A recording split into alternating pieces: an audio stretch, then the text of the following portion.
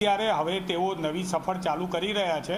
તેમને તેમની સફર જે છે એ સફર જે છે એ કોર્પોરેટ સફર છે। આ તો કોંગ્રેસની અંદર પણ એ કોઈ માસ કક્ષાના નેતા નહોતા, માત્ર કોર્પોરેટ નેતા હતા। એસી ઓફિસમાં બેસતા હતા અને અહીંયા કોંગ્રેસની અંદર સોશિયલ મીડિયાના અલગ અલગ પ્રકારના કોન્ટ્રાક્ટો જે છે એને વહેંચીને આર્થિક વ્યવહારોની અંદર તેઓ આર્થિક વ્યવહારો કરતા હતા। એનાથી વિશેષ કંઈ નહોતું।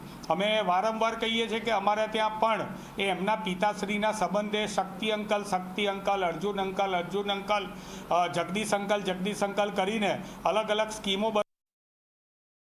જ્યારે સૌથી વધારે અને સૌથી જે ગંભીર બાબત હતી એ હતી કે જે રાહુલ ગાંધી ઉપર જેમણે કેસ કરેલો હતા એવા એડીસી બેંકના અજયભાઈ પટેલના ફેમિલી મેમ્બર્સ સાથે રોહન ગુપ્તાજીના પત્ની અને એમના ભાઈ જે છે એ ભાગીદારી ધરાવતા હતા અને એ પણ એવા સંજોગોમાં જ્યારે કેસ થઈ ચૂક્યો તો ત્યાર પછી એમની ભાગીદારી ચાલુ હતી। અમારી જોડે એના વિસ્તૃત પુરાવા આવ્યા। ત્યારથી શ્રી રોહન ગુપ્તાને અમે કોંગ્રેસમાં કોઈ પણ પ્રકારની ફ્રન્ટ કામગીરીમાંથી દૂર કર્યા હતા।